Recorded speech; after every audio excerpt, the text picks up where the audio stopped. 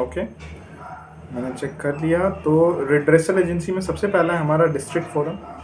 District forum क्या होता है? इसमें तुम्हारा एक प्रेसिडेंट होते हैं। प्रेसिडेंट इंडिया के प्रेसिडेंट नहीं। ये प्रेसिडेंट जो है तुम्हारे वर्किंग जज हो सकते हैं हाई कोर्ट के, या रिटायर्ड जज हो सकते हैं। 2 मेंबर्स होते हैं जिसमें से एक वुमेन होती है। उसके बाद इसमें हर वो क्लेम जा सकता है, हर वो केस जा सकता है जिसका कंपनसेशन जो हो वो 1 करोड़ या उससे कम हो।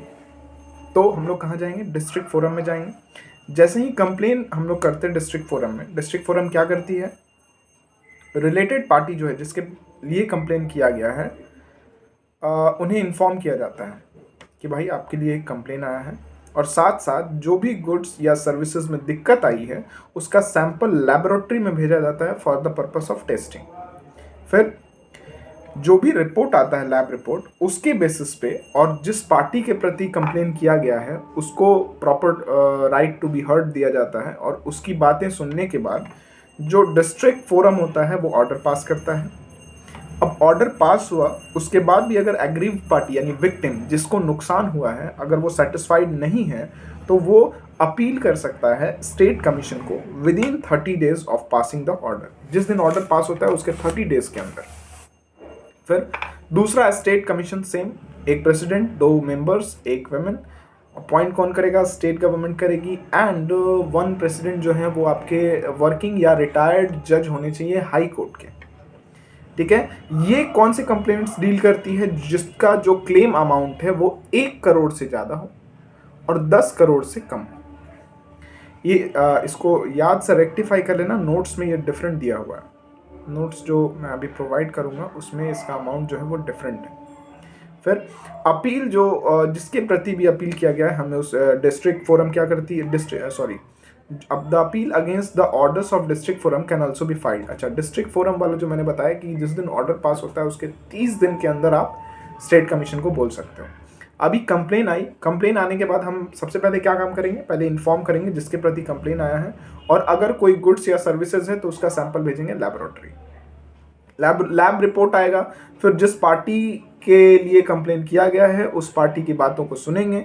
फिर स्टेट कमीशन क्या करेगी? आपका ऑर्डर पास करेगी। अगर अग्रीव्ड पार्टी या जो विक्टिम है अगर वो सेटिस्फाइड नहीं है तो वो फिर इस चीज़ के लिए अपील कर सकता है नेशनल कमीशन। नेशनल कमीशन जो है it has territorial jurisdiction over whole country. इस पूरे इंडिया का जितना है सब पे वो होता है एप्लीकेबल। नेशनल कमीशन में इंडिया में कहीं भी कोई क्लेम है तो आप वहाँ पर जा सकते हैं। It consist of a president and at least 4 other members, one of home should be women. 4 लोग होते हैं, ठीक है, जिसमें से कि एक वुमेन होनी चाहिए, एक प्रेसिडेंट और 4 लोग जिसमें से एक वुमेन। और वो अपॉइंट कौन करता है? सेंट्रल गवर्नमेंट करती है। जो कंज्यूमर स्टेट कमीशन से सेटिस्फाइड नहीं है स्टेट कमीशन के ऑर्डर से, वो यहाँ पर आके क्लेम कर सकते हैं। और जो ऐसे अगर वो स्टेट कमीशन से नहीं आए हैं, डायरेक्टली नेशनल कमीशन में अगर जाना है तो आपका क्लेम अमाउंट जो है वो 10 करोड़ से ज़्यादा होना चाहिए।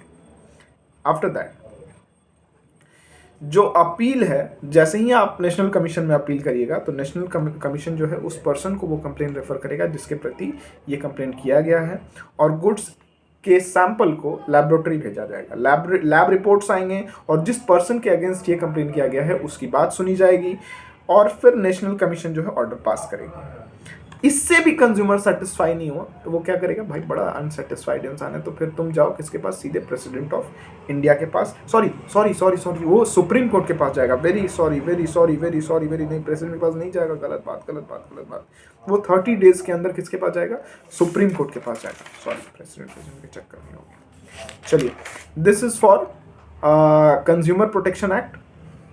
इसका डेफिनेटली आप लोग एक बार बताइए कि समझने में कैसा लगा, क्या लगा। Thank you.